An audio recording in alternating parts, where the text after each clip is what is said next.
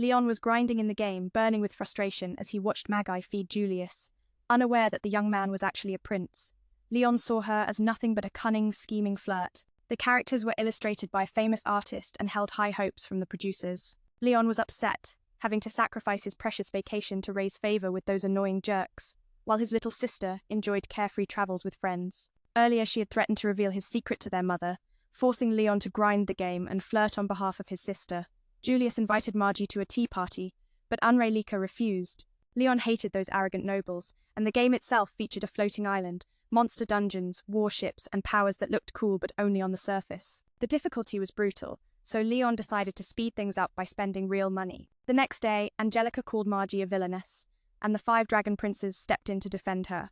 In this game world, girls could have many lovers, which made Leon boil with frustration. After 77 grueling days of grinding the final dungeon, Leon finally reached the climax. Hungry and exhausted, he went to the market to buy food, only to suddenly black out and fall flat on his face. And that was the moment Leon was reincarnated into a strange new world. He was beaten mercilessly for trying to escape and scorned by an old woman. Jay, a noble, was forced to discipline Leon and shared his story.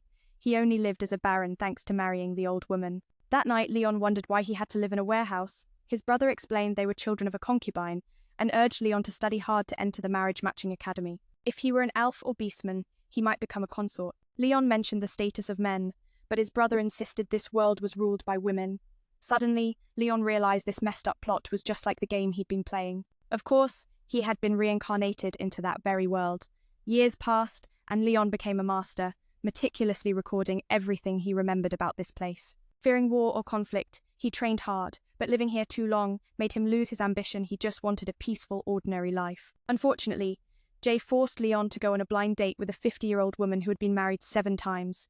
Each husband mysteriously dying. She was clearly after inheritance money. Leon promised he'd find a partner at the academy, but the Rose family warned that enrollment was costly. Bao said the family was struggling financially and Leon had to earn his keep. They even planned to enlist him in the military, risking his life. Leon remembered an item he'd bought in the game and decided to use it to make money. He asked his father for a flying ship and guessed the female led would be his classmate. Although the item Leon wanted would eventually belong to her, he needed it now and vowed to repay her. Suddenly, he spotted a cable car in the sky and blasted it out of existence. Leon checked his compass, thrilled to have found a teleportation gate. He stepped through, but a violent whirlwind shattered his ship to pieces. When Leon woke, he was in an abandoned factory. He found a friendly robot guard and fed it some candy. It immediately died. Boldly, he borrowed the ID card of a deceased person to open a warehouse door. Inside, he spotted the spaceship he had bought before reincarnation. Moving on to the control room, he suddenly faced a massive giant robot. The sight of the colossal robot was both awe-inspiring and terrifying, an echo of the power and mystery this strange world held. Leon's journey was only beginning, a tale of survival, discovery, and the relentless pursuit of his place in a realm that blurred the line between game and reality. Leon appeared, firing his gun at the robot, but it barely flinched. So, he lied, claiming he was just someone passing through. But this beautiful yet sharp robot quickly saw through his ruse, recognizing Leon as an intruder, and immediately attacked.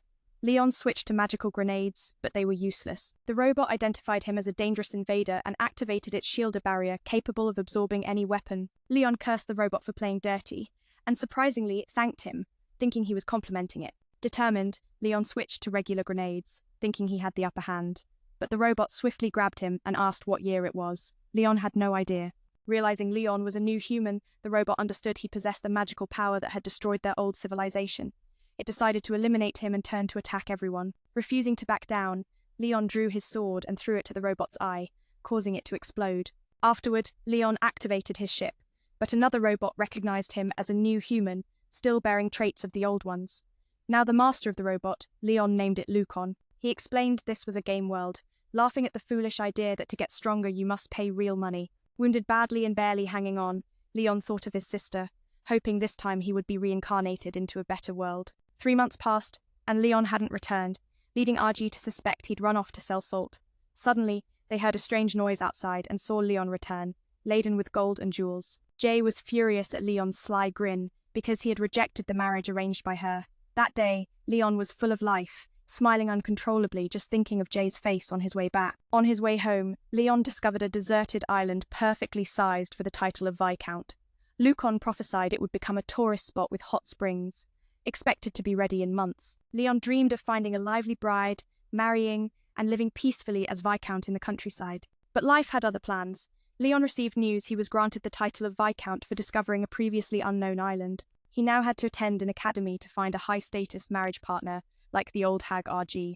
Annoyed, Leon mentally prepared himself for this matchmaking mission. The kingdom of Hofu, in the heart of a vast continent, was a modern city revolving around the noble elite. For 3 years, Leon would study etiquette, adventuring knowledge, and magic, all while searching for a marriage candidate. Seeing the powerful noblewomen here made Leon bitter about being a commoner. Suddenly, a group of handsome princes appeared, true embodiments of elite charm, adored by the ladies. But Leon disliked them all, especially Angelica, the Duke's daughter and rival of the heroine. Yet, Leon chose to ignore them, knowing he was just a background character. After the enrollment ceremony, Leon spotted Marites Julius. The scene reminded him of a game plot, but the heroine had been switched out. Strangely, Leon felt he'd met Mar before. Then Lukon reported its science and tech far surpassed this city's, though it still needed to study more magical technique. Leon insulted Lukon as a tomboy, making it think he wanted it to act feminine, so it apologized, saying they were incompatible. Curious, Lukon asked what Leon was doing, and he replied he was learning about tea ceremonies. The next day, Leon asked his friends if they knew any girls with ordinary backgrounds he could quickly marry. They said no, so the group had to hold a tea party to avoid rumors that would make marriage harder. While Leon was feeling down, he saw Julius surrounded by a swarm of girls. Angelica wanted to talk privately with Julius, but when Mari showed up, Leon invited Angelica to join the tea party. She objected, but Leon snapped at her, telling her she had no right to interfere.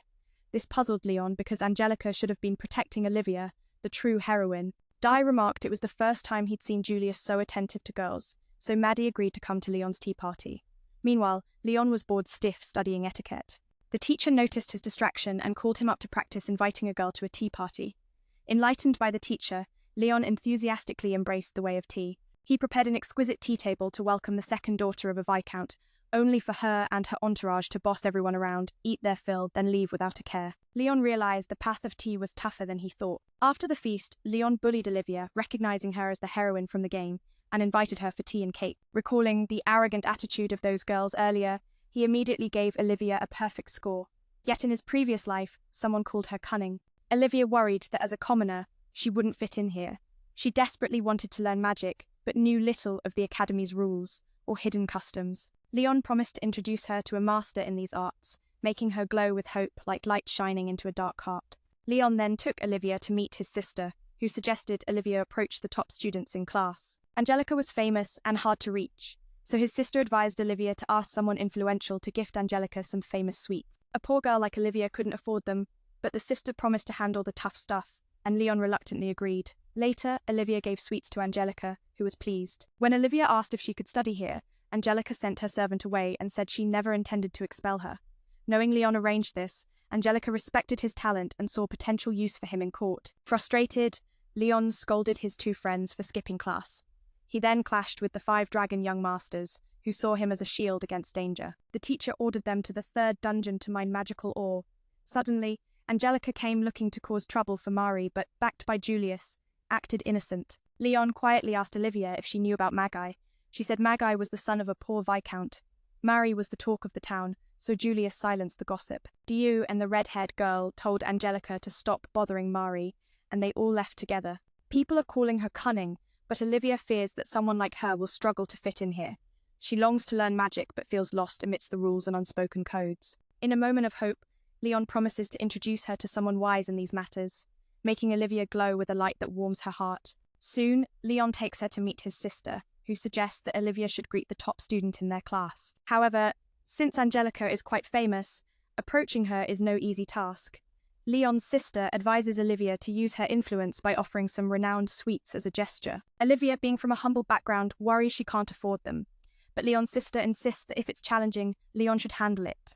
Reluctantly, Leon agrees. Moments later, Olivia presents the sweets to Angelica, who is rather pleased. When Olivia inquires if she can study here, Angelica sends her servant away and reassures her that she has no intention of expelling her after discovering that Leon orchestrated this encounter. She begins to see Leon as quite talented and potentially valuable to the kingdom. Meanwhile, Leon is left frustrated because his friends dared to skip class, and they ran into the notorious Prince of the 5 Dragons, who treats them like a shield against danger. The teacher instructs the class to descend to the third basement to collect magical ore.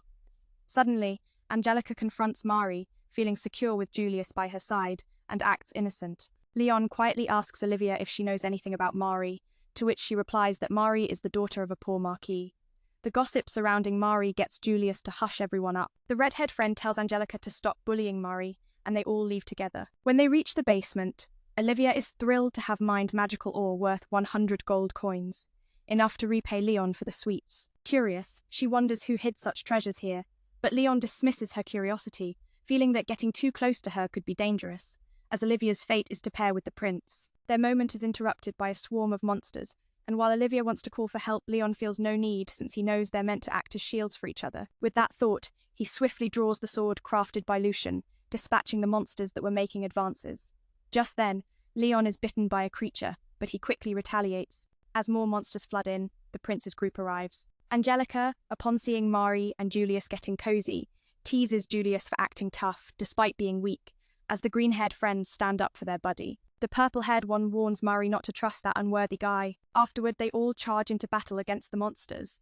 Seeing Julius injured, Mari immediately uses healing magic on him. Angelica, annoyed, brushes Mari aside and checks on Julius, but he declines her help and takes Mari's hand, leaving. Meanwhile, Olivia rushes to help Leon heal his wounds, making him feel uneasy as the situation diverges from the game. The next day, a group of girls sets fire to Mari's books. Julius calls Angelica over, accusing her of orchestrating the event. She explains that she had nothing to do with it, but the prince silences her, asserting that the more she speaks, the worse it gets for her. He even forbids Angelica from getting close to Mari and warns her not to bring their engagement into school conversations, making her feel humiliated. The next day, a group of schoolgirls burned Maggie's school bag. Julius called Angelica over, accusing her of orchestrating it. She denied it, but the prince silenced her any protest only made her look guiltier.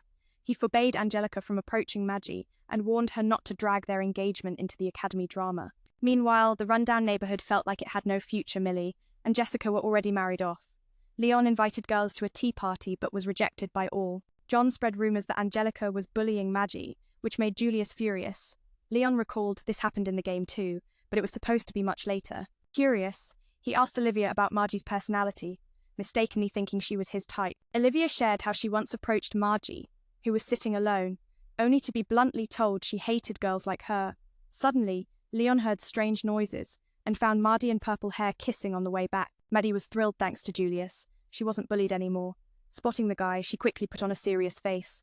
Maggie, having no servant, led Julius and Dio to find one for her. Seeing a girl openly with her lover was amazing to Maddie, who vowed to live life to the fullest in this world. Angelica's friends were frustrated that she wasn't allowed a servant. She told them to leave and began smashing things in anger. She couldn't accept Maggie stealing Julius's heart, hurting deeply because she loved him so much yet was always cast aside. Meanwhile, Leon was woken by Jenna, who asked about Maggie. He said she was very close to Julius and Purple Hair. Jenna asked if he was involved in bullying Maggie, but Leon swore he was innocent. Jenna suspected jealous classmates were causing trouble and warned Leon not to let Julius get hurt otherwise. His life was over. She also told him not to pick up bad habits that would embarrass her. Then she teased Leon, asking how it felt to be wifeless.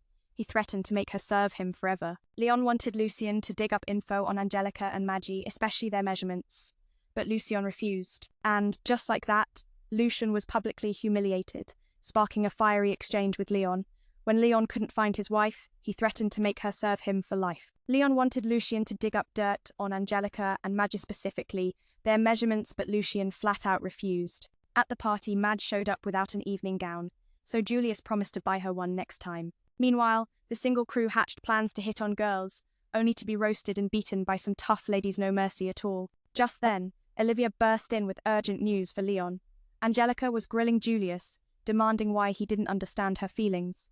But Julius wasn't willing to listen. Angelica revealed Margie's double-dealing to the prince. But no one paid much attention because Margie always seemed to listen and empathize with them. The young men bickered over who loved Margie the most, and Julius boldly declared himself her greatest admirer, sparking envy among the fans. Angelica, furious, threw down a glove at Margie to issue a challenge.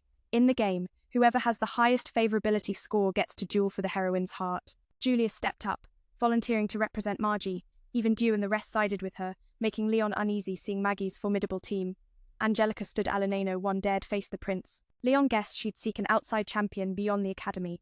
If the heroine wins, she must marry a rural landlord and live in disgrace. Leon wanted to stay a background player, but his dislike of the handsome squad pushed him to represent Angelica, and she accepted.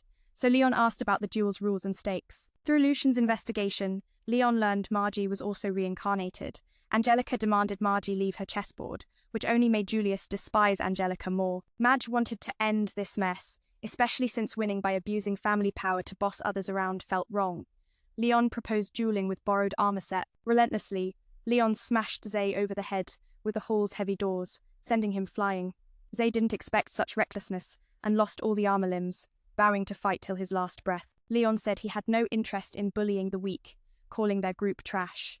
Infuriated, the scorpions swarmed Leon, but it was like scratching an itch to him. He brushed them off effortlessly. Leon's victory left the crowd disappointed. Olivia thought Leon went too far and wanted to apologize, but Angelica insisted it wasn't necessary. Apologizing would only hurt him. The third match began with Zit stepping up, determined to give his all. Leon promised to fight fiercely.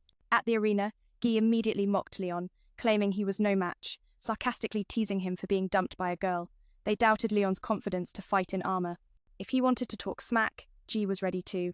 Reluctantly, Dio agreed to the duel, surprised by Leon's bold request to fight 1-on-5. Despite Leon's impressive track record, underestimating him was a grave mistake. Leon threw his gauntlet at Julius, vowing to make him lose his precious little lover. Back in Margie's room, she seethed as Leon disrupted her plans. Suddenly, Keeley barged in, forcing Margie to eat vegetables she hated. Meanwhile, Leon's room was vandalized by a couple of so-called best friends, though whether they were truly friends was debatable. Few bet on Leon, so he asked Lucian to prepare 500 platinum coins to bet on himself. Angelica urged Leon to back down, fearing for his safety. Even her family thought she was reckless for setting up this mess at worst. Angelica might be confined or exiled. Leon's reason for fighting was clear: to crush those arrogant princes.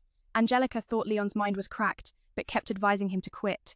Leon knew those 5 were strong, but only within the academy's walls. Dissatisfied with the armor Lucian provided, Leon vanished instead of asking for a replacement. Olivia promised to cheer for Leon, making him think she had bet on him, but no, she refused, claiming bets were bad luck. Soon, the princes revealed their giant armors, and the crowd hoped Leon would lose. Chuckling, Leon teased them, then spotted his 2 loyal friends who had bet on him. Before long, Leon's colossal mech was brought out, causing laughter all around. Angelica asked if he'd really use it, and Leon told her to wait and watch. Olivia didn't get why the others were laughing so hard. Angelica explained Leon's armor was a lost release, impossible to reproduce with today's tech. Modern battles favored speed and agility, so Leon's heavy mech seemed outdated. But Olivia's quirky taste found it adorable. Leon began activating the Aragon mech. Curious, he asked Lucian about the name's meaning, but Lucian kept it a secret for now. Just as Leon stepped into the arena, Purple Hair mocked him, saying he couldn't win with that outdated machine. Purple Hair was a classic narcissist, a magic user, and the weakest of the group, always eager to show off by rushing into battle first. He bragged about his mech, crafted by a master engineer, with a spear made from Tay Chum, a highly magical conductive material. His bluster was exhausting, and Leon noticed a drone weapon mounted on Purple Hair's back, preparing to counterattack. But Leon had other plans. She wanted to settle this with a sword, only to watch Purple Hair pull out a shovel he'd used to dig dirt just the day before, infuriating his opponent who thought Leon was mocking him. The duel began with Purple Hair aggressively attacking, but Leon dodged with ease and countered, knocking Purple Hair unconscious in a flash. Leon was surprised, only just warmed up. Lucian warned that if Leon used his full power, his opponent wouldn't stand a chance. The referee declared Leon the winner, but the crowd remained silent only. His mentor applauded, deeply moved. Margie was displeased, but Olivia cheered loudly. Angelica was stunned that such a heavy machine could move so fluidly. Seeing the crowd's panic over losing bets, Angelica laughed, teasing Leon for being so spiteful. Olivia disagreed, calling Leon a good person. Angelica didn't understand why he sided with her, since opposing the prince meant a troubled future. Julius thought Leon's confidence came from his strong armor, while Dio guessed it was a lost item and couldn't believe it still existed. Next up was Zed, who entered to enthusiastic support. Lucian noticed many scratches on Z's armor, proof it had seen many battles. Julius claimed Leon's victory over Purple Hair was thanks to his armor, not his true strength. Leon challenged Julius to a duel of words at the tea party afterward. The fight began with Z attacking fiercely, but Leon's strikes made him look like a child. Z had skill but was arrogant. The limited gear Zed could equip had caused Leon to lose many games in the past. Leon relentlessly struck Z's helmet and sent him flying. Z couldn't believe he'd met someone so reckless and vowed to fight until his last breath. Leon said he wasn't interested in bullying the weak and insulted them as trash. Frustrated, they swarmed Leon, but fighting him was like scratching an itch. Barely felt a thing. The referee declared Leon the winner, disappointing the crowd. Olivia thought Leon went too far and wanted to apologize to Julius, but Angelica said no apologies would only hurt him. The third fight saw Jit enter, promising to give his all from the start. Data showed Jit was a calm swordsman, but showed little emotion. As the battle began, Leon backed away to strategize. Jit scolded Leon for lacking knightly spirit, but no one said ranged weapons were forbidden. Annoyed, Jit charged, only to have Leon snap his sword in two and knock him down. Leon told Jit to go cry to Margie and joked around, making Lucian call him mean. Leon insisted he was just teasing. Though Dio didn't care about winning, he'd do anything to protect the Prince-even ruthless tactics. During a break, Jenna approached Angelica with a request. They told Leon Jenna had looked worried earlier because he seemed unwell. Usually, Leon and Olivia fought like cats and dogs, so he didn't believe it. Olivia thought Leon was sick, but he claimed it was just stomach trouble. Data showed Zit was a calm swordsman, though he rarely showed emotion. As the fight started, Leon stepped back to set his trap. John attacked Zit, calling Leon unknightly, but no one said he couldn't use ranged weapons. Ree, furious, charged with his swordenly for Leon to snap it in two and send him crashing down. Leon told Ree to go cry to Ma. Known for his cold demeanor, Leon explained he was just joking around. Du, who didn't care about winning but wanted to protect the prince, was ready to use any means necessary. The victory crushed the crowd's hopes, leaving them cold with disappointment. Olivia felt Leon had gone too far and urged him to apologize, but Angelica believed otherwise apologies would only deepen his wounds. The third match began, with Jit stepping onto the stage, throwing himself in with full force from the start. Leon vowed to fight fiercely too. Data revealed Jit as a calm swordsman, yet one who struggled to express emotion. As the battle commenced, Leon retreated, setting the stage for his strategy. John launched the first strike, scolding Leon for lacking the spirit of a knight, but no rule forbade using ranged weapons, right? Enraged, Ree charged with her sword, only to have Leon snap it in two effortlessly, leaving her defeated and helpless. Leon told Ree to go cry to Ma instead of sulking like a stubborn kid. Always branded as mean, Leon defended himself, saying he was only joking. Meanwhile, Dutui didn't care about winning or losing, but to protect his highness, he was ready to use any means necessary. During the break, Jenna approached Angelica with a request, and they shared with Leon that Jenna had noticed his pale face earlier and was worried. Usually, those two bickered, like cats and dogs, so the youth was skeptical. Olivia thought Leon was unwell, but he casually blamed it on overwork. Soon after, Lucian announced that Aragon had been targeted with a bomb planted by Jenna, but the mastermind behind it was someone else. Leon realized that his conflict with his highness had inadvertently put Jenna in danger. Lucian explained the bomb was hidden behind the armor, designed to detonate upon contact with special magic. If it was a regular suit, it could threaten the wearer's life. Leon was stunned, who knew the gentle Diu could wield such terrifying power.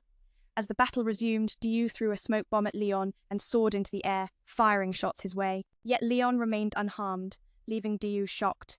Then Diu activated the bomb, but Leon still stood unscathed. Dio warned that opposing Julius would mean the end of nobility, but that was exactly what Leon wanted. Meanwhile, Karkia joked it would help Ray get rid of a rival, but he warned they'd both end up loving Mayand, cautioned his highness about the consequences. When Jenna arrived, Leon immediately sent her away, prompting Livia to shush her sharp tongue. Suddenly, Jenna stormed back, ordering the two to bring her tea. She confessed she'd just argued with a friend over account such sibling rivalry was all too real. Leon declared Jenna clearly in the wrong and told her to drop it, but Jenna insisted her brother should threaten the girl. Livia stopped her, and Jenna snapped at her, only for Leon to warn that if she bullied Livia, Andre wouldn't stand for it. Hearing this, Jenna backed off, embarrassed.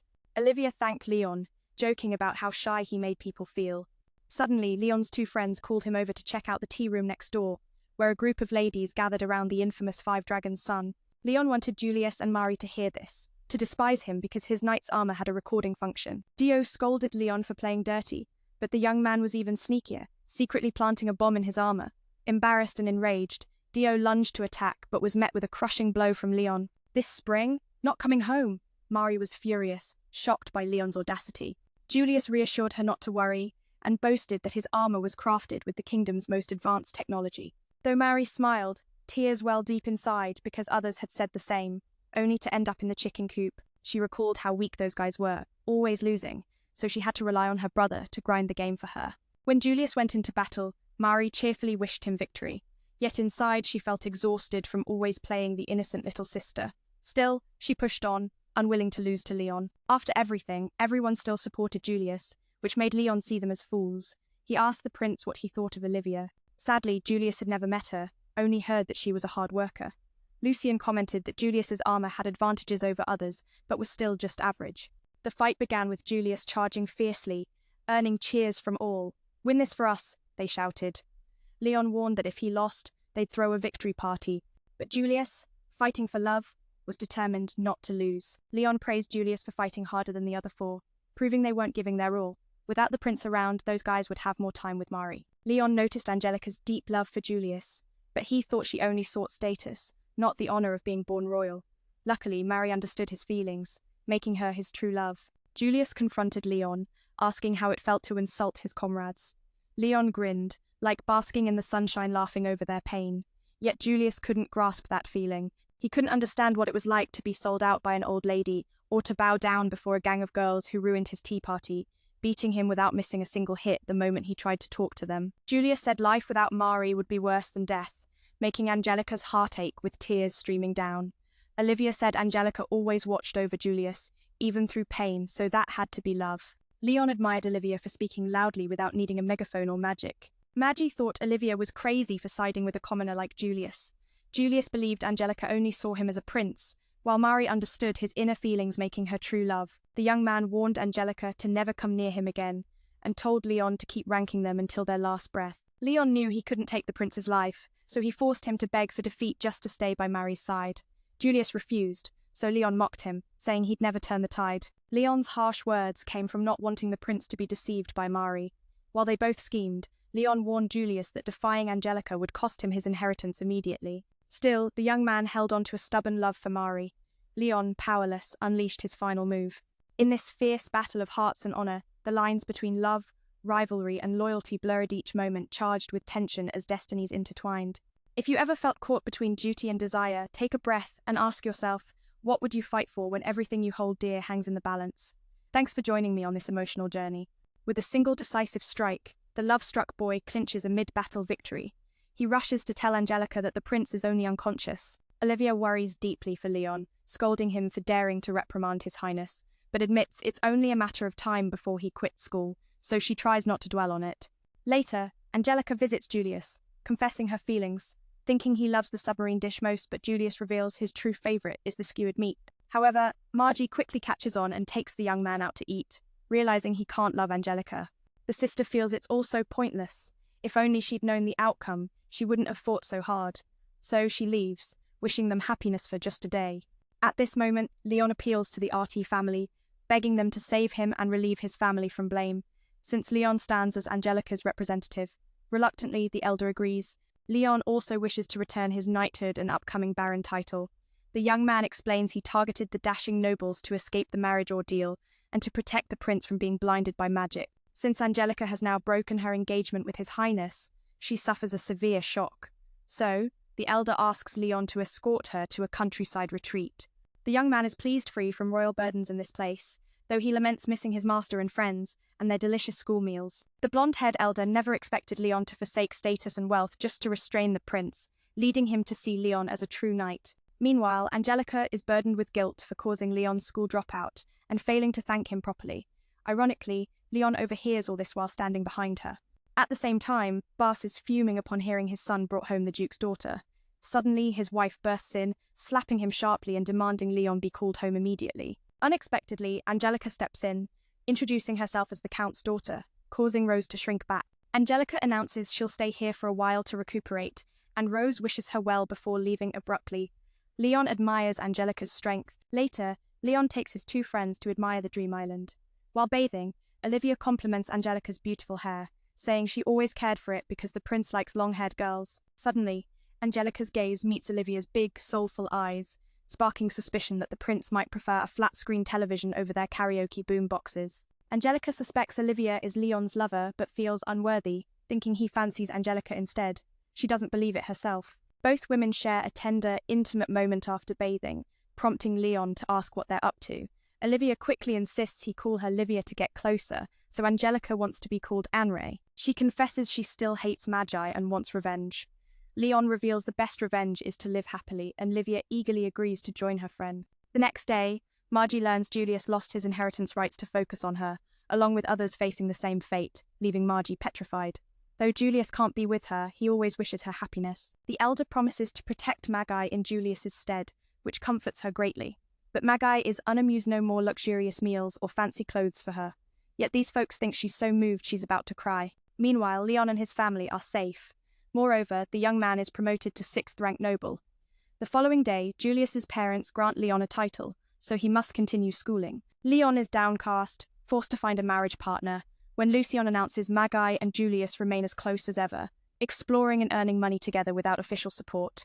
Everyone's happy except Magi. Hearing this intelligence delights Leon, doubling his joy when the two beauties invite him to join the upcoming school festival festivities. Leon is busy directing his two younger brothers to decorate the tea room when Livia appears dressed as a maid, earning Leon's full admiration. Anne-Ray also dons the outfit but criticizes the chest area's fit, while the sister praises Olivia's look. Seeing the two so affectionate breaks Leon's the thought he'd be the romantic lead, but he's cast as the love triangle's sidelined guy. The two girls compete to complement each other's beauty, leaving Daniel and John incredulous are they really girls from the academy. When Jenna arrives, Leon promptly sends her away, forcing Livia to silence his sharp tongue.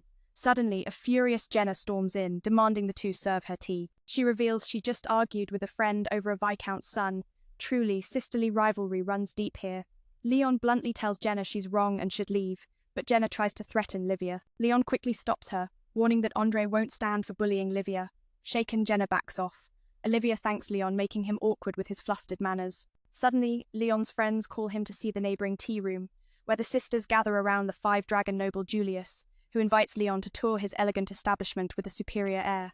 Olivia is shocked to see tea and cakes priced at 100 denarii, and Julius proudly calls it a bargain, nearly suffocating her. Leon enters Julius's tea room, mistaking it for a lively tavern, enjoying the prince's pained expression and praising Magi's plan. Leon vows to win, and tells Julius not to run away. Olivia doubts such sky-high prices can sell, but Magi insists it's the cost of noble-class service. Leon scolds Magi for shamelessness while she claims to be a delicate little princess protected by her Haim knights.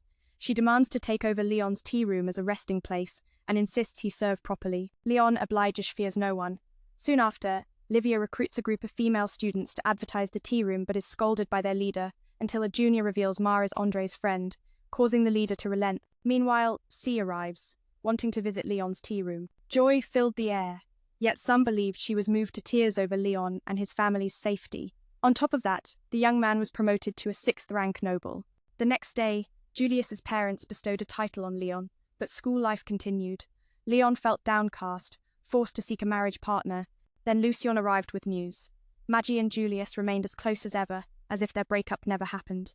Though not lovers, they still adventured and earned money together, since their elders no longer supported them.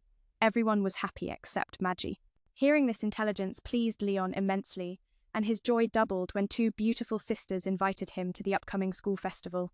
While directing his two brothers to decorate the tea room, Livia appeared in a maid outfit, earning Leon's heartfelt praise. Andre wore the same but critiqued the chest area as a bit plain, though the older sister praised Olivia's look. Seeing their affectionate banter crushed Leon's the thought he'd be the romantic lead, but instead was just the side character in a girl's love story. Daniel and John couldn't believe these were girls at the academy. When Jenna arrived, Leon immediately shooed her away, forcing Livia to silence his sharp tongue. Suddenly, Jenna stormed in, demanding the two serve her tea. She revealed she'd just fought with a friend over a viscount's son. Sisters and rivals, it seemed. Leon told Jenna she was clearly wrong and to just disperse. Jenna wanted her brother to threaten the friend, but Livia stopped her. Jenna then turned hostile toward Livia, but Leon warned her that if she bullied Livia, Andre wouldn't stand for it. Hearing this, Jenna hesitated and left. Olivia thanked Leon, making him blush awkwardly. Suddenly, his two friends called him to see the neighboring tea room, where a group of sisters gathered around the 5-dragon young master Julius, who invited Leon to tour his tea room with a superior attitude. Olivia was shocked when the tea and cakes cost 100-day price Julius considered a bargain, making her want to faint. When Leon visited Julius's tea room, he thought it a noisy tavern. He enjoyed seeing Julius's troubled expression and praised Mar's plan, which annoyed Leon. Declaring he would win, Leon warned Julius not to run away. Olivia doubted the sky-high prices until Madai explained it was the cost of noble-class service. Leon scolded Madai for shamelessly calling herself a little princess. Madai, backed by her guards, demanded to take over Leon's tea room as a rest area and forced him to serve properly. Since Mardi liked it, Leon complied. He feared no one. Soon after, Livia advertised Leon's tea room to a group of female students, but was scolded by the gang leader. Only when a younger friend said Ma was Andre's friend did the leader relent. Julius invited Leon to tour his tea room with an air of superiority. Olivia was shocked when she saw a tea set and pastries priced at 100 Julius even claimed it was a bargain, which made her want to faint. Leon, upon entering Julius's tea room, mistook it for a tavern and relaxed visibly. Seeing Leon's pained expression, Julius praised Madi's plan, which only fueled Leon's frustration. Julius declared he would win, telling Leon not to run away like a coward. Olivia doubted anyone would pay such sky-high prices for tea, but Madi insisted it was the cost of noble service. Leon scolded Madi for shamelessness, especially since she called herself a little princess. Madi, backed by her home guards, demanded to take over Leon's tea room as her resting place, ordering him to serve properly. Leon went along with it, confident he feared no one. Soon after, Livia arrived to promote the tea room to a group of schoolgirls. Mylene stopped the fight, but Teeny arrogantly declared herself a viscount's daughter. Leon switched to reckless mode blood over brains. Friends warned him this would make him unpopular with girls, but he didn't care. He wanted to show these lowlifes that Mylene was the kingdom's queen, and that even noble families couldn't mess with her. Mylene felt shy, wanting to keep her identity secret, but Leon insisted on dealing with the troublemakers, making the queen scream in shock. When the master arrived, Leon instantly turned obedient like a puppy. Pursuing this path was tough, but overcoming it would make him a true gentleman. Hearing the master was making tea, Leon's eyes lit up, while Mylene looked furious. Then the big boss lady scolded her fiercely until the little friend said Ma was Andre's friend, and only then did she let it go. At that moment, C hinted she wanted to visit Leon's tea room. That night, the queen was reading news about the school festival and found it utterly fascinating. The next day, Leon encouraged everyone to give their all and enjoy the festival. Suddenly, a stunning woman arrived, calling Anne to the headquarters. It turned out the person she met was the queen herself, and silently thought she could never surpass such an extraordinary woman. Mylene noticed Andre's mood had improved, and she immediately credited Leon for it. She wanted to have a quiet heart-to-heart with Leon because he had caused Julius to lose his right of succession. Andre felt he needed to take responsibility for this, but Mylene apologized on behalf of her beloved son, who was blinded by love. While all the girls flocked to Julius, a group approached Leon.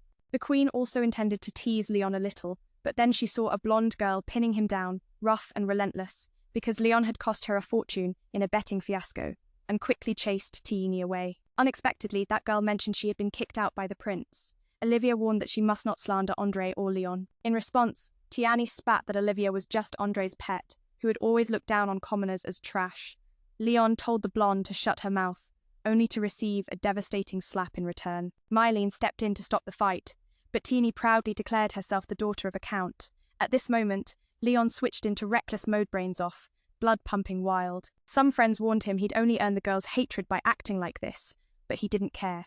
He boldly declared to the lowlifes that Mylene was the queen of the kingdom, and no noble house dared disturb her peace. Mylene felt shy because she wanted to keep her identity secret, but Leon insisted on putting those troublemakers in their place, making the queen scream in alarm. Yet, when the master arrived, Leon instantly transformed into a well-behaved pup. The master knew how tough this path was, but also believed that overcoming it would make Leon a true gentleman. Leon's eyes sparkled with joy upon hearing the master was going to brew tea, though he noticed Mylene's anger simmering beneath the surface. Mylene hesitated, wanting to keep her identity secret, but Leon was determined to teach those bullies a lesson severe enough to make the queen scream. Yet, when the master arrived, Leon instantly transformed obedient as a pup. Walking this path wasn't easy, but those who could endure would surely become true gentlemen. Hearing the master was making tea, Leon's eyes lit up especially when he saw Mylene fuming. Leon quickly begged her to spare his family's lives. Mylene twisted herself into knots, but Andre revealed that Leon was just teasing her. Then she apologized to Leon about Julius, but couldn't accept his ruthless actions. Suddenly, Leon realized Mylene was a beauty, even in her 30s. She then asked him to help create some school memories. Back in his previous life, Leon would have refused, but now? He agreed and even dreamed of marrying Mylene. His two friends thought he'd lost his mind. Leon figured, why settle for those bossy girls when the queen was so much better? Boldly, he confessed his feelings to Mylene, despite her having a husband and children. Out of nowhere, Julius slapped him for daring to flirt with his mother. Neither the queen nor Leon wanted to let go, so Julie kicked Leon out and took her mother away. Later, Leon proudly showed Mylene the tea room Margie had decorated. The queen wanted to meet Margie, which scared the girl stiff-full of execution. Julius refused, making the queen angry and scolding him for selling poor-quality pastries at sky-high prices. After losing, Dooley was supposed to leave Margie's place, but now he was breaking his promise. Julius defended himself, saying he was just helping Mai. Unfortunately, Mylene didn't accept those flimsy excuses and demanded her presence immediately. Leon still daydreamed about the Queen, but deep down, he knew he wasn't worthy to marry her. When Kale arrived at the tea room, the staff refused to serve him because he was heartbroken. So, he asked Olivia to introduce him to Leon and explain his purpose, to save his family's inn. Leon decided to help Kale, knowing that refusing would embarrass Olivia. Meanwhile, Andre and Livia were embroiled in a cold war, sparked by the blonde's gossip from the day before. Leon wanted to let them rest today, as he had a plan for the final day. The next day, everyone buzzed with excitement over the upcoming race. Andre announced that Dan 53 was the favourite to win, but Jew 51 had great potential. They all knew Leon had skills as a racer, but unfortunately, he only cared about betting. Mai hoped Jew would win so she could claim the big prize. Kale urged Mai to place her bets, but she hated gambling. Her boyfriend in a past life was a gambler who drowned in debt. As the race started, cars number B and 6 stayed safe just as Lucian predicted, making Leon gloat quietly, just waiting for the money to roll in. 2 stunning ladies approached the young man, but he warned them to watch out for a flying apple. Still, Leon was confident he wouldn't lose. Sure enough, cars B and 6 both won, and Leon's twisted smile stretched wide. In the second race, Dew led fiercely but was fiercely attacked by rivals. Seeing Livia worried for Dew, Leon realized it was natural because, in the game, they also had the chance to be lovers. Andre knows that the roadblock was set by Late's henchmen. Now, Dai has surged past the rivals, charging straight for the finish line, but fate deals a cruel hand. She's gravely injured. As Mardi breaks down in tears over her lost prize money, worry spreads she will step up to take her place. Suddenly, Lazarus appears, mocking the scene, and confessing he sent his men to block R's path, forcing him to bear the burden of pain. Leon recognizes Lazarus. He knows Lazis was once R's fiancée and admits she's undeniably captivating. Livia warns Leon, don't toy around with that adorable face, it's dangerously charming. Andre understands Livia's feelings but finds it ostentatious that she brought an entire retinue of servants here. Lazzi scolds Andre, but knowing she's from a powerful family, quickly shifts her target to the young man. Lazzi says, you can do whatever to me, but if you lay a finger on Mardi, I won't let it slide. Mardi feigns innocence, but it's all a clever act. Leon sees that Mardi's fiery spirit mirrors that of his little sister from a past life. After Lazzy leaves, Mardi insists on fighting because it's the smartest move. Leon thinks a clever young man like that wouldn't break an engagement lightly. Suddenly, Mardi urges him to compete herself, so Andre won't get into trouble after all. She's an organizer, and without a backup competitor, everything falls apart. Andre tells Leon not to worry, but since he owes a debt to her father, upsetting him could mean disaster. Reluctantly, Leon joins the race, declaring he'll win the championship, earning Dai's heartfelt thanks. Soon after, Leon asks if Leon is Andre's loyal retainer, to which Leon replies, if so, it's my honor. Then, Dan challenges Leon, vowing to crush him on the racetrack. He boasts that Lazarus's family owns a racing circuit, where she helped Dai a lot. Yet R suddenly cancelled the engagement with just a letter, never meeting Lazarus again. Leon thinks Dan got what he deserved after being thoroughly beaten and hates arrogant pretty boys like him, hoping Dan will go easy. Sadly, Dan refuses Lazarus's orders are absolute. Shortly after, Leon announces a successful car upgrade. The young man is determined to win, having bet heavily on himself. As the race kicks off, Leon faces fierce attacks. Everyone's furious over their lost money from the previous battle. But like a golden driver of legend, Leon weaves skillfully through the chaos. The crowd turns on him, and the 2 beauties grow worried. Stefani says, his loyalty is hated, and Andre insists Leon isn't his retainer. Tiani blames Andre for her family's punishment, and even tries to hit him, but Livia steps in to defend. Tiani drags up Andre's past disdain for commoners, making Olivia sad and walk away. Andre watches helplessly, feeling unworthy to follow her. Stefani remains proud until Andre teaches her a harsh lesson. Meanwhile, Leon suddenly accelerates, crashing into other racers, leaving them in pain while he savors the track alone.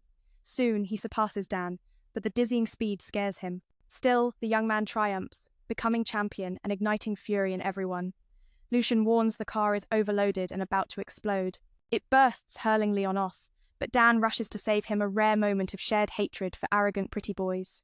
Leon brings a pile of money to Dai, demanding repayment for his help. Keeley suggests forcing Dee to strip and plant banana trees, a wild idea Leon finds hilarious and potentially profitable for the girls. Margie calls Leon money crazy, sparking a loud argument. Later, Leon has Dai apologize to Lazis, explaining his letter was to hide the truth that he's fallen for someone else. Lazis slaps him in fury. Dan wants to punish Dai, but Ladzi stops him. She refuses to dirty her hands with such people. As Dai leaves, Dan expresses gratitude to Leon, telling Ladzi to forget about him. There are many men in life. Leon's gentle side shines through. Lazis directs him to find Andre, and Livia. They've had a little trouble. When Livia sees Leon arrive, she asks if she can be friends with Andre. Leon says it's tough, their worlds are too different. This saddens Livia, who almost gives up. Leon feigns that Andre was just playing around, but Livia believes she's not that kind of person.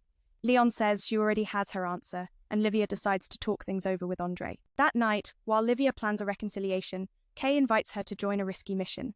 Livia warns Leon, not wanting him tangled in this. Suddenly, Tiani appears, threatening Livia if she doesn't help. Andre and Leon will suffer. Livia knows her friend is strong and won't be bullied easily. Stefani warns that Livia is just Andre's pet. She claims Leon is a noble with great achievements, while Andre is a pampered young lady, making Livia unworthy. Tiani believes Leon can't attract anyone and targeted Livia instead. She trusts he's not that type, but keeps attacking Livia, determined to punish her for pirates causing chaos in their territory. CA asks Leon to deal with the pirates, giving Livia an item that boosts her powers as the Saintess. The first artifact lies hidden in a dungeon, the Holy Bracelet. Next is the sacred necklace held by bandits, and finally the Holy Staff guarded by the Royal Temple. Originally, the pirate event was set for mid-year, allowing the heroine to choose allies. But unexpectedly, the mastermind behind CA is Tiani, a ruthless presence, even Leon fears. At first, he thought she was just blunt like Andre, but Tiani's pirate attack traps the heroine in her scheme. The handsome Leon flaunted his money to Diu, demanding repayment. Keeley suggested making Diu undress and plant banana trees, an idea Leon found hilarious and perfect to show the girls for profit. Magi called Leon a money grubber, and the two bickered fiercely. Then Leon forced Diu to apologize to Lazis. The reason he sent the letter was to avoid telling her he'd fallen for someone else. Lazis, furious, slapped him and planned to confront Diu, but was stopped by another who refused to dirty her hands with such a person. As Dio left, Dan expressed gratitude to Leon, telling Lazis to forget that name life was long and there were many men. Suddenly, Leon seemed gentle and kind, surprising them. Lazis told Leon to visit Andre and Livia, who had a recent quarrel. When Livia saw Leon, she asked if she could be friends with Anzi. Leon said it was difficult because their circumstances were too different, which pained Livia, almost making her give up. Leon pretended Andre was just playing with them, but Livia believed Andre wasn't that kind of person.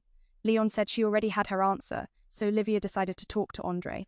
That night, as Livia planned how to reconcile with Andre, Kay invited her out. No additional text for rewriting, ends mid-scene. Livia tried to pull Leon into this risky mission, but she didn't want him tangled in such chaos. Suddenly, Tiani appeared, threatening Livia, warning that if she didn't help, both Andre and Leon would taste true suffering. Livia, knowing her friend's strength, wasn't about to be bullied easily. Hearing this, Stefani coldly reminded Livia she was merely a pet to Andre. She claimed Leon was still noble for his great achievements, while Andre was just a pampered young master. Therefore, Livia was unworthy of either. Tiani insisted Leon couldn't charm anyone else, so he set his sights on Livia. She believed Leon wasn't that kind of person, but still kept attacking Livia, wanting to punish her. Because pirates were causing chaos in their territory, the guild had called Leon to handle Theme armed with an item that would awaken Livia's powers as a saintess. The first artifact hidden in the dungeon was the Holy Bracelet, followed by the Holy Necklace guarded by the bandits, and lastly the Holy Staff kept by the kingdom's holy temple. The pirate incident was supposed to happen mid-second year, giving the heroine choices to accept help, but no one expected Tiani, a close aide, was secretly behind it all, forcing Leon into a tight corner. Leon initially thought Tiani was just blunt like Andre, but she went further, unleashing pirates and dragging the heroine into her twisted game. Fueled by jealousy over Livia, a commoner, stealing Leon's attention, Stefani stirred up trouble. Leon desperately wanted to avoid getting involved, but the F5 Princes group was untrustworthy, risking a full-blown war. Since Livia couldn't handle it alone, Leon had no choice but to step in and help. Lucian believed Leon would become Livia's lover, but he saw that as impossible and felt Leon's overprotectiveness was stunting her growth. Then, Lucian introduced the partnership, a vessel with formidable abilities. Suddenly, CA spotted Leon, snatched the school bag from Livia's hands, and saw her sadness, mistaking it as a failed reconciliation with Andre. Meanwhile, C called on Z and J to support Leon. The young man was reluctant to bring those two aboard and got scolded as annoying. Sa, loyal to the Ophi young mistress, insisted on helping her bring money home. Meanwhile, Magize joined the fight with a spear, though his armor was confiscated. But Zah and Zay couldn't stand each of every encounter sparked friction and tension. At that moment, Andre arrived, bearing gifts for Livia, but found her door vandalized. Stefani reported she had taken Livia to help Leon drive off the pirates. Andre grabbed Tiani by the collar to warn her, then rushed to Livia's side. Meanwhile, Meline scolded Julius for losing control of a warship, but just mentioning Leon made her blush furious like a first love. Mylene didn't want her son fighting, hoping Leon would handle things instead. Meanwhile, the two newcomers, Ra and Zay, had their pockets picked clean by Leon because Lucien had crafted a card that could change patterns. Suddenly, Zay asked about Zar's fiancé. The young man said he'd only met Tiani a few times but knew her reputation was bad. The Ophi family played a big role in diplomacy with the duchy, so they had no fear of the Black Knight. Leon then recognized the name. It was the same person who had once crushed him in the game. Though his clan guarded the border with the duchy, he was determined to call off the engagement with Tiani. C learned this and asked Jai to eliminate the pirates. Zed was also tangled in wedding troubles, no less stressful than Rat. Suddenly, Luon reported the pirates were approaching the ship. Leon ordered everyone to stand and fight, but both were clueless, so he told them to stay put while he handled the battle alone. No more subtitles provided. The nameless was the guy who had crushed him in the game. Even though Gia's clan was assigned to guard the borders with the principality, he still insisted on breaking the engagement with Teeny. Kala had learnt of this and asked Gia to deal with the pirates. Zay was also tangled up in wedding troubles, no less stressful than Raz. Suddenly, Luon reported that the pirates were approaching the ship. Leon urged them to stand and fight, but both were clueless, so the young man told them to stay put while he went solo. The one-eyed guy said Kala was on their side and warned his brothers not to interfere. Then they rushed to Leon's ship, mocking his armor as nothing but rust. But right after, Leon whipped up a brutal beatdown that left Jar and Z gasping in awe at his masterful skills. The one-eyed man tried to retreat, but Leon struck hard, breaching the ship, forcing a hasty surrender. While his friends clashed with the foes, Zay was still catching his breath after witnessing a real battle. He wondered why Leon didn't just finish them off. Leon said ending it quickly wouldn't be satisfying. Besides, he just wanted a normal life. Later, Kala grew furious for failing to contact his family and decided to blame Livia, but Leon let it slide. Soon, they arrived and were surrounded.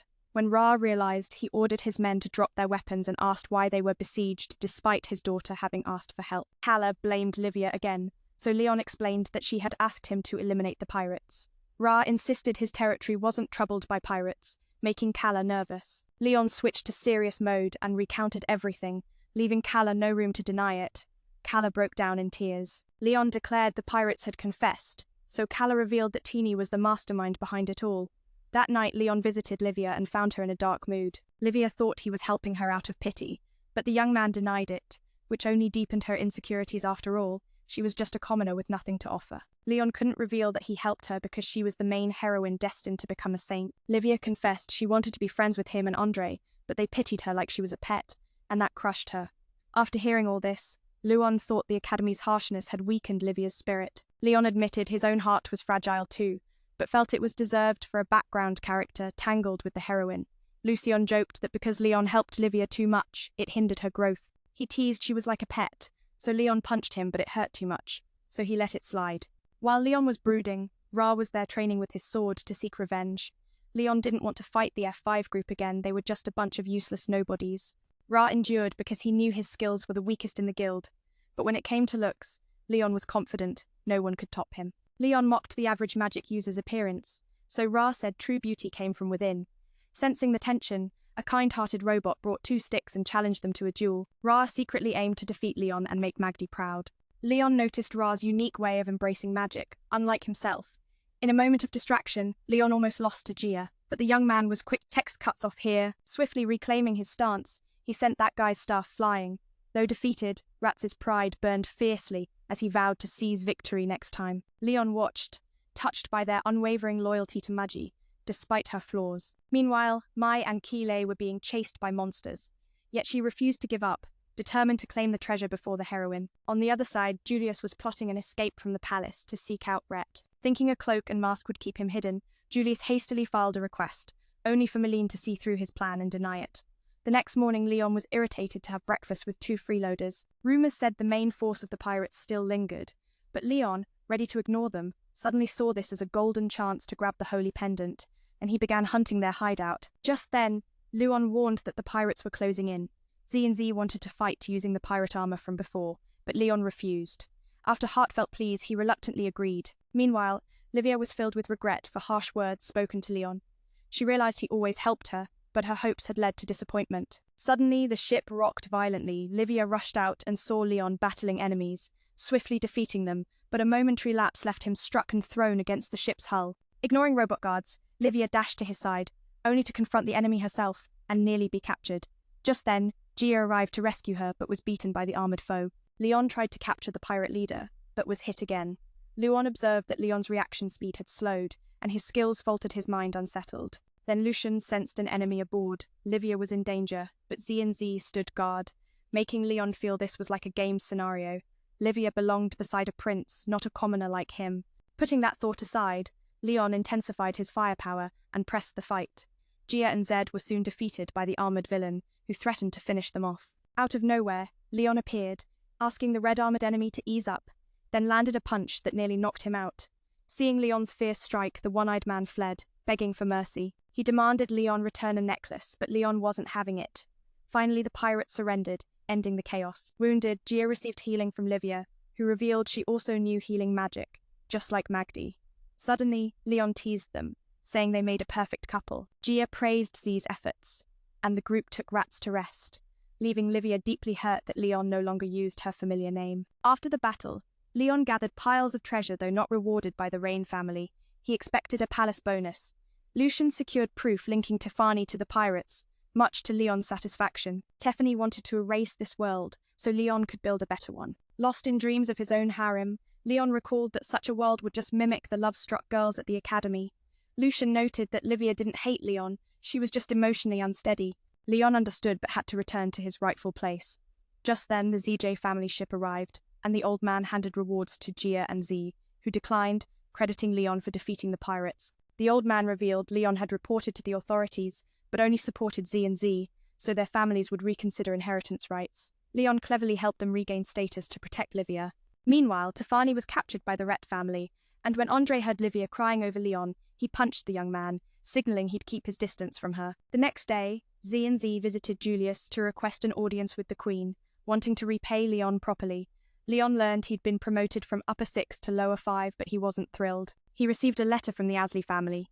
Since he once helped Lazes, her father gifted him a flying car and recommended him for top ranks after graduation. Leon groaned he only wanted to travel, not study. Later, Leon checked out his newly gifted warhorse, which Lucian named Swagger, symbol of a sharp, powerful sword. Pleased, Leon agreed, and Lucian began upgrading it to a beast. Daniel and Zamon encouraged Leon to cheer up. With his rank, finding a marriage candidate would be easier, yet Leon felt the girls only sought his status, which stung deeply. Daniel explained the school's annual trip would split students into groups, pairing them with potential partners to boost affection, a real-life dating sim. They'd visit a flying island, where Leon's needed items awaited, and he'd be accompanied by Andre and Livia. Daniel advised Leon to apologize to them, since whether right or wrong, boys always carry some blame. Leon boarded the luxury cruise, but felt uneasy seeing Livia and Andre still estranged. The girls chatted excitedly, and Leon thought if he wanted to marry, he needed to work harder at finding a match. Suddenly, 2 girls defected from the Duke's faction, signaling their betrayal with fireworks for the duchy to notice. That night, Livia wandered alone, wishing for friends by her side. She stumbled upon a shrine and met Leon and Andre.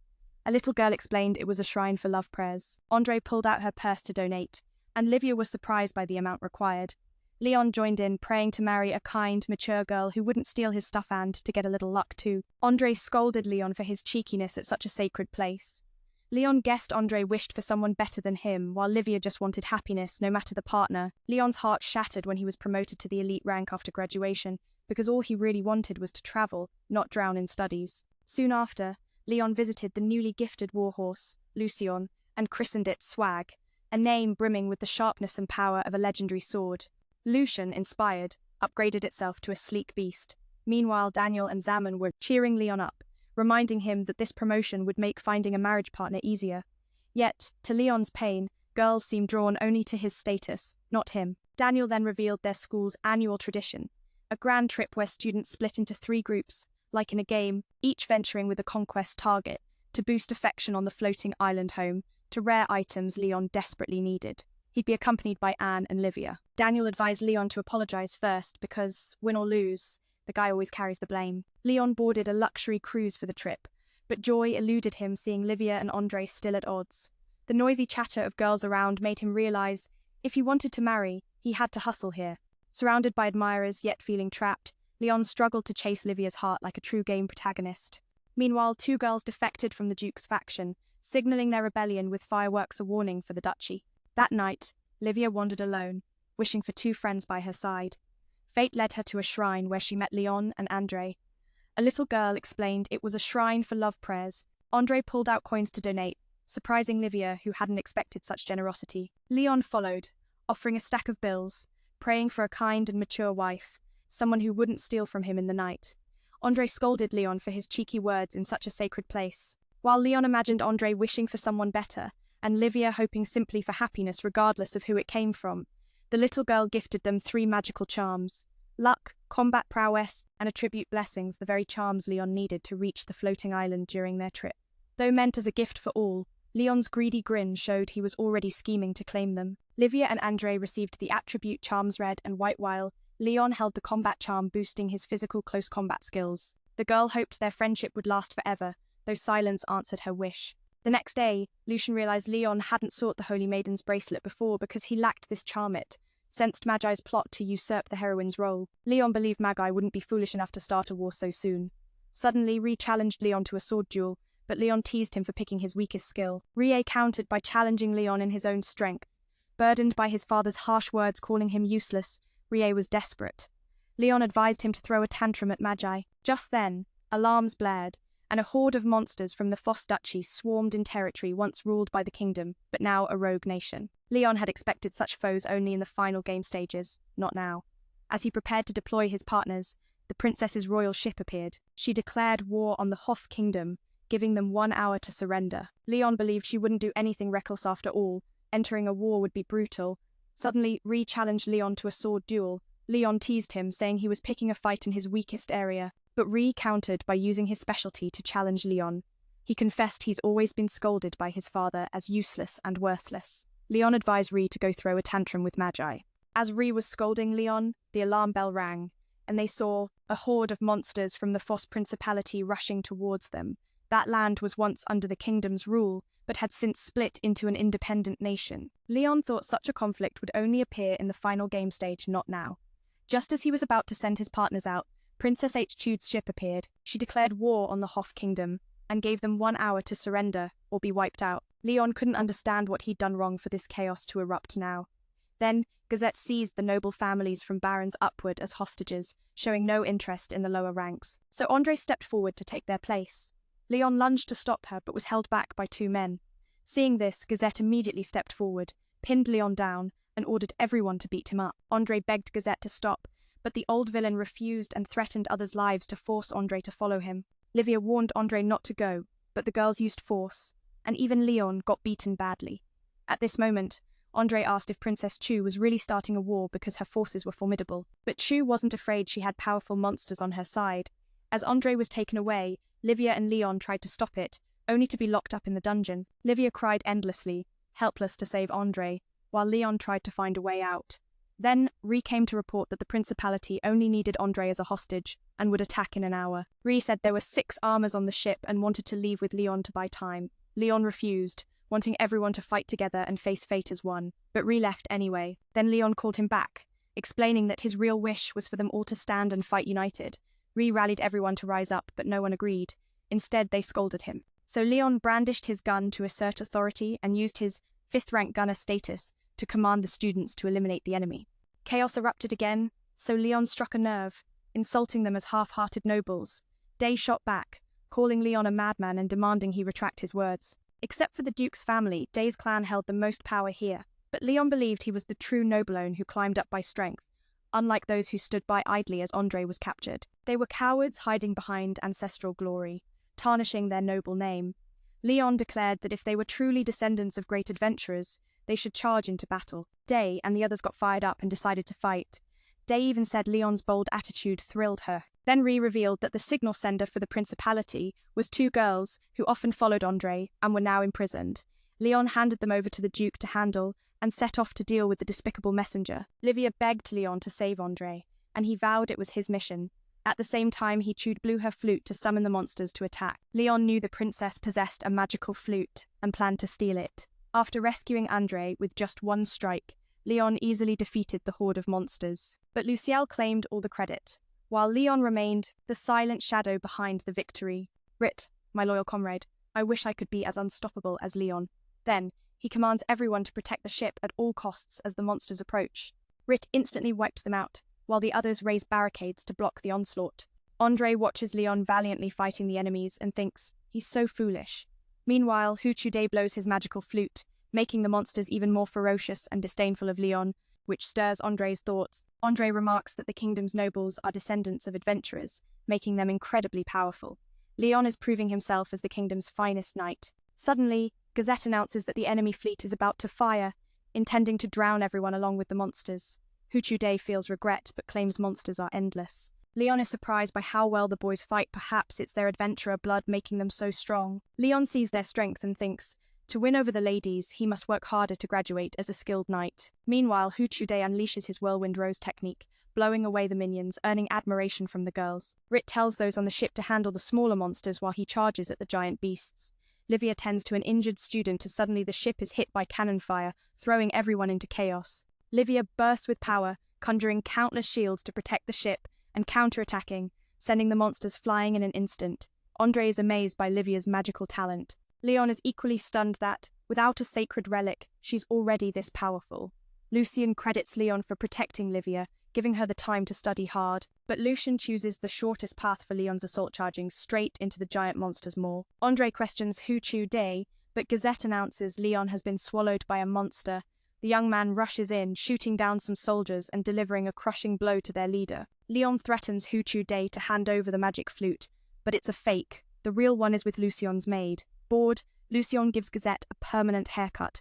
Anger notices Leon is using rubber bullets that only knock enemies unconscious. With the monsters taking control of the ship, Leon hurriedly leads everyone outside. The cocky young man and tough Cassia take down the princess's weak soldiers with reckless abandon. Andre recalls these moments and chuckles at Leon's rebellious spirit. Gazette regains consciousness and orders a full assault. Returning, Leon sees Livia struggling, planning to retreat with the princess as a hostage. However, Gazette declares the princess has sacrificed herself for the kingdom and launches an all-out attack. Hu Chude deliberately breaks his control over the monsters, forcing them to swarm in search of their master. Knowing continuing the fight will exhaust Livia, Leon bravely charges into the enemy to buy time. Andre, wanting to aid the kingdom and Leon, activates his fiery weapon, burning the monsters and helping Livia escape, noticing she's drained of magic. Livia confides that she's finally been able to help Andre and Leon, having felt like a burden all along. She's worked hard to become their friend. Andre whispers that she's foolish because Livia is an important friend to him. As the emotional sisterly bond deepens, the ship is attacked again, and unlucky Andre falls overboard. Facing danger, Andre regrets not expressing her feelings to loved ones. Just as she's about to give up, Livia grabs Andre's hand, expressing how much she values her. When the ship is attacked once more, Livia quickly pulls Andre back aboard, but falls into the water herself. Leon rushes on his warhorse to catch her, holding her tightly. When the young man calls her Olivia, she pleads, "Please call me Livia." Leon says she deserves better than to be by his side, but she playfully dismisses the noble suitors, pledging her love to Leon. Leon worries it's not good for her, seeing himself as just a background character. Livia boldly confesses her love, leaving him speechless for 5 seconds before finally calling her by name, making her heart soar. Leon even teases her outfit for being too thick, hiding any warmth. Lucien explains it's designed to withstand external pressure, warning Leon not to get deluded. Back on the ship, Andre and Livia embrace, tears flowing belated but heartfelt. Meanwhile, Leon's partnership launches into battle, firing cannons to destroy Gazette's fleet.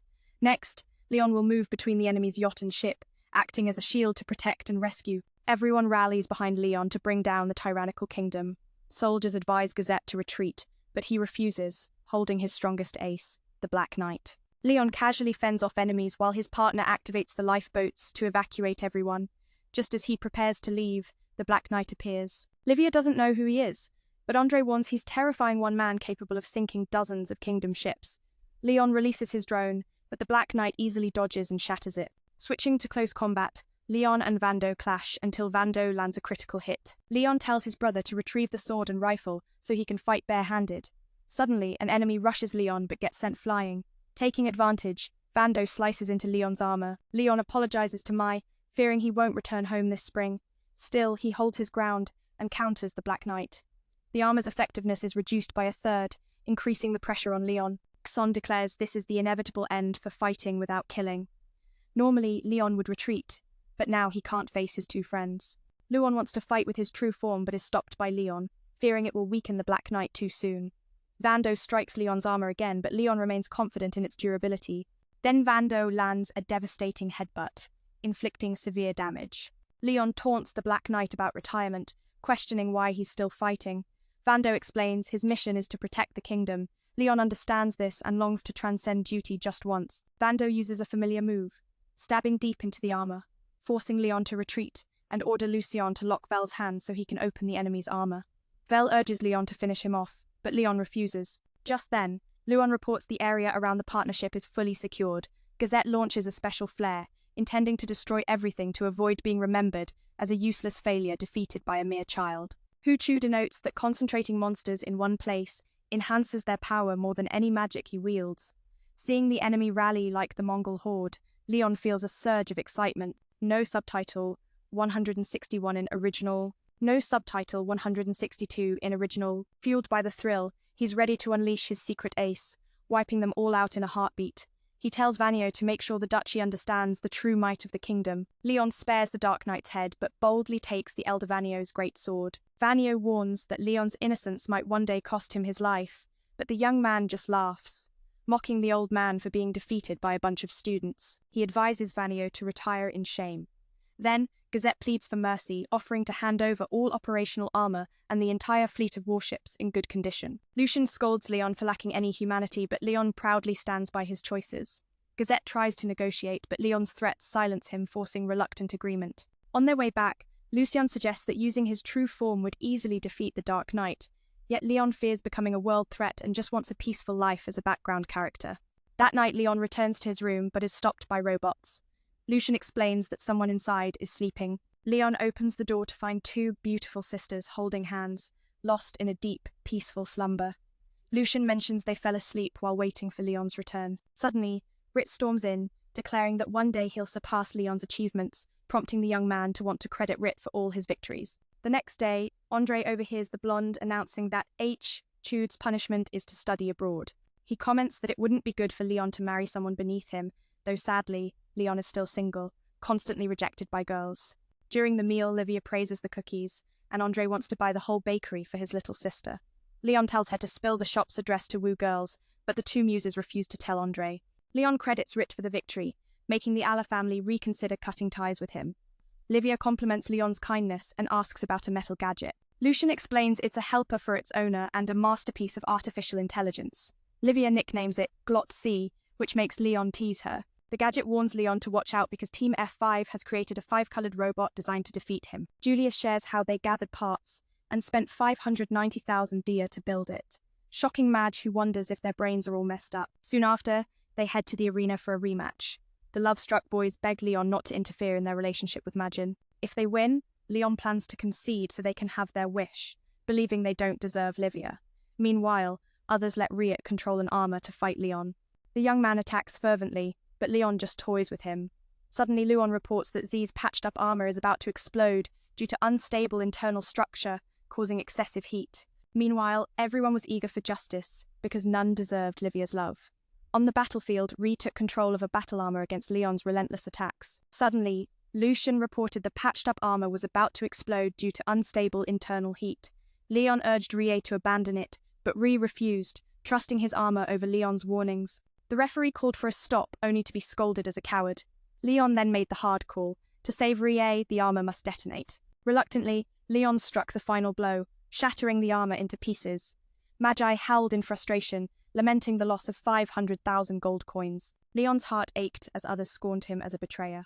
Confused why he wore formal attire, John informed him he was awarded a medal for capturing the princess of the Anrei Duchy. Andre arrived, pulling Leon into a crowded hall that felt surreal. Their mentor appeared, bestowing the title of Viscount upon Leon. Besides the royal family, powerful clans like the Fine Horses, the Ales, and Josels had recommended him. Magi, burning with jealousy, vowed to gather the Holy Maiden's artifacts and become the true protagonist. After the ceremony, Leon felt drained. He just wanted to be an ordinary Viscount. Spotting Livia, an awkward tension hung between them. She confessed her feelings from earlier were genuine and asked for his answer. Leon realized how deeply he wished to be with his two muses. Lucian remarked how much Leon resembled Magiboth's knowledge from past lives to win over characters in their game world. Lucian encouraged Leon to relax and bond with Andre and Livia, though Leon knew it wouldn't be easy. Lucian blamed Leon's lack of decisiveness for his troubles, but that very flaw made him irresistibly charming. And so, Season 1 of this anime draws to a close. If you've ever felt torn between choices, remember, even the smallest light can guide